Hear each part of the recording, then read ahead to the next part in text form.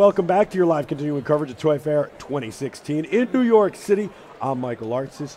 You are the Terrifics. You make BeTerrific special. This is on BeTerrific.com, ToyFairNY.com, and many of our syndication partners. And we're just going to keep rolling and having more fun. Everywhere I walk, I find something new. I'm like, whoa, look at that. We got to find a way to get them on. Oh, our schedule's already locked. What are we going to do? Oh, there's so much great stuff. We're going to show you some products at the end of the day that I think are really cool. And the team thinks are really cool. We'll do that tomorrow as well.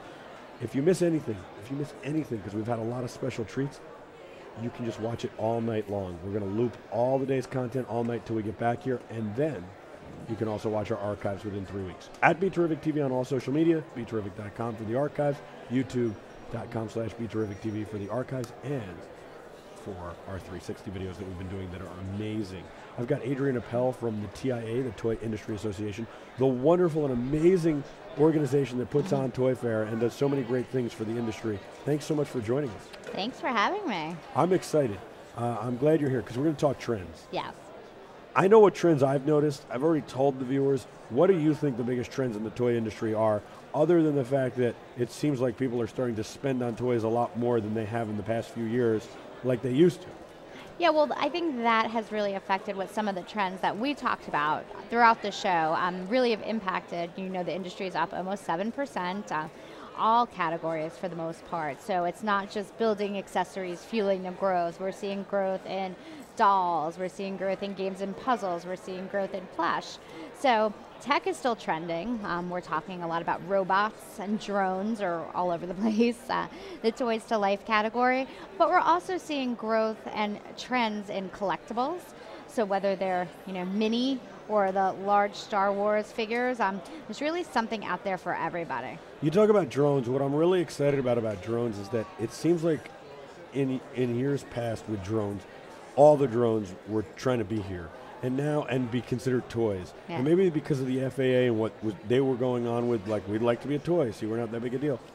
But now it seems like only the toy drones are here. The actual toys that kids can use to learn on, to have fun with, to be educated with, that really aren't, in no way, shape, or form could harm somebody, that really can just be fun. Yeah, they're very limited to how far and how high they can fly. Yeah, they're a lot of fun. They're lightweight. They're made for kids. These aren't the hobby grade, $1,000 drones that may need to be registered with the FAA. The drones you're going to see here are Barbie on a hoverboard. You're going to see. I saw that. Yeah. I saw a picture of that. That was amazing. Mattel's got Barbie on a hoverboard, and then the other thing from Mattel, the other two things that have impressed me from them are they've got a 3D printer. That kids can learn how to start 3D printing and they can print their toys. Yeah, it's pretty awesome. And what's great about it is the toys that are the outfitter for ages 3+ needs a little bit of an older parent or an older kid able to operate. I want to say it's maybe 13 or 14, the age grading on the actual printer. But it's all about family, and that was one of our other trends. You're finding toys that families can connect through play. So when you think family toy, what's the first thing you think of? I think of a board game. Exactly, but it's not just about board games. So you're seeing baking toys, you're seeing arts and crafts toys, you're seeing building toys, you're seeing 3D printing toys that are going to be engaging the entire family. And I've also seen a lot of sports toys that bring the family together. It's not just me playing by myself or playing with two people. It's about bringing an entire family together. We had the guys from Mini Sports on before, and those guys have a game that's really fun for everybody to get involved with. Yeah, and that's really important. So we know that play is so important, and play is essential to a kid's development. They're learning so much, socialization, they're learning negotiation skills. There's so much that can be learned through play. But we feel like maybe in past generations, some people are thinking play is frivolous. Oh wait, I need to schedule my kid to do all these things, and time to play, free, that doesn't fit into the schedule. But we're seeing really a shift in that thought with millennial parents. They want their kids to play. They want to get on the floor and they want to play themselves. Yeah. So that trend is really fueling growth in a lot of the traditional categories. I think you're seeing a lot of adults realizing it's acceptable to play for them, even not only with their kids, but even with themselves, and have a little fun, which is nice. Makes me think a lot of the movie Big, which I feel like every time I come to the TIA building, I feel like I'm in the movie Big. Yeah, everyone always says that. It's pretty cool.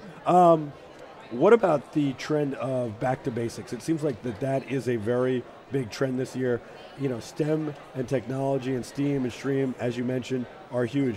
But back to basics, where we're talking about getting kids back to being physical with toys, playing with toys, making the toys move by pushing them, not by electronics, and by having to figure things out or build things. Yeah, and I think that's something you always forget as adults. You know, when we see toys we've played with, we're maybe not as necessarily wowed by them because it's like, oh, but that's old. But you forget, to a kid, it's new. That's the first time they're playing with something. You know, Sure. I did Play-Doh the other day with my daughter for the first time. She loved it. It hours. Their new activity sets, and we had a lot of fun together. My son plays with Matchbox cars and corgis, which I don't even think is a brand anymore, and that were his uncles from like 1968.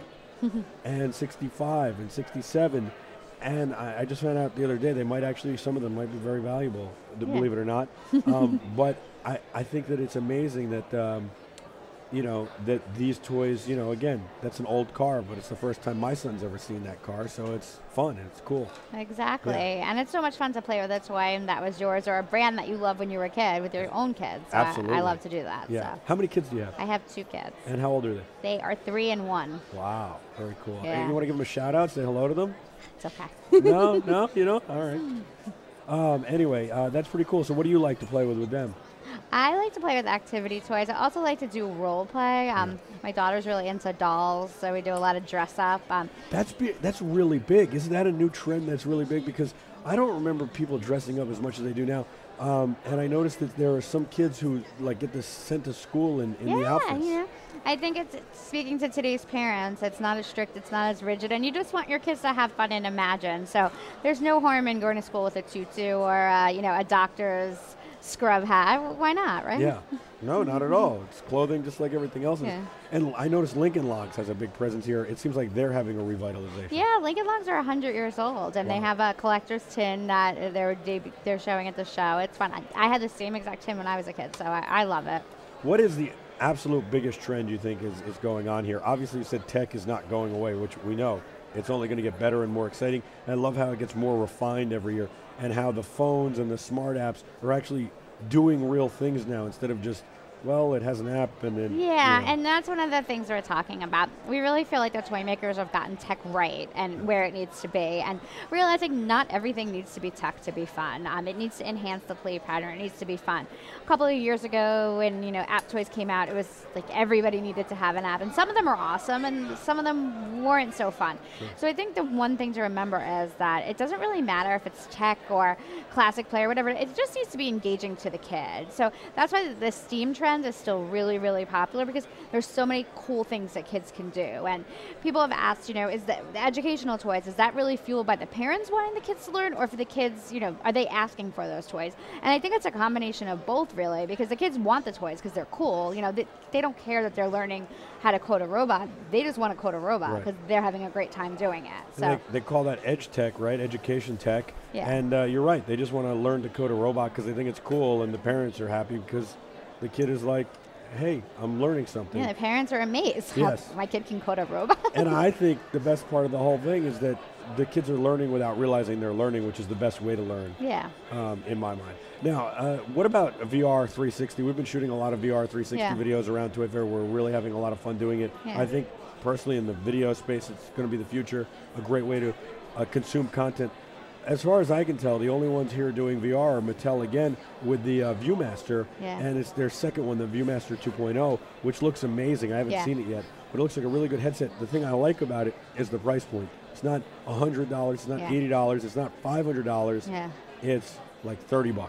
Yeah. And so that'll help bring it to the masses. But do you think that next year or the year after, we're going to be looking at a lot of VR and ways to incorporate VR? I know there's a lot of AR here too, augmented reality. We've seen some just in this space alone in Hall 1D where we are.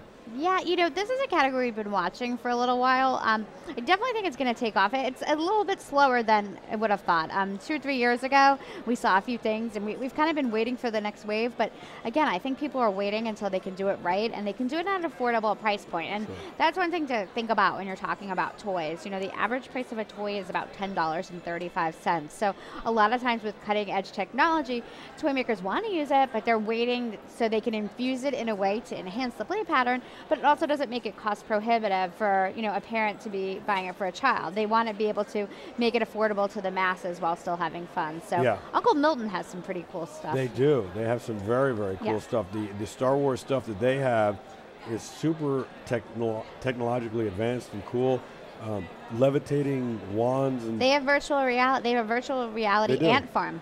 really, Yeah. that's pretty cool. I did Yeah, not know it that. is pretty cool. Yeah. They've got some really cool stuff, holographs, all sorts of very cool stuff. And I love how sometimes we go back to like the Easy Bake Oven. Wicked Cool Toys has, like Girl the Scout the cookie. Girl Scout cookies and the Ninja Turtles pizza oven. Yeah, I think that's cool. Skyrocket has a real baker line where you can actually use real ingredients. They're using butter and eggs to make really fun creations at home. So I That's like very that cool. too. Very cool. Adrienne, thanks so much for coming on. I really appreciate Thank your you. time. And I look forward to doing this again soon in the future. Yeah, thanks again. That's Adrienne, everyone. I'm Michael Artsis. You are the Terrifics. We'll be back with a whole lot more of your live continuing coverage of Toy Fair 2016 right after this, live from the Jacob K. Javits Center. Don't go anywhere.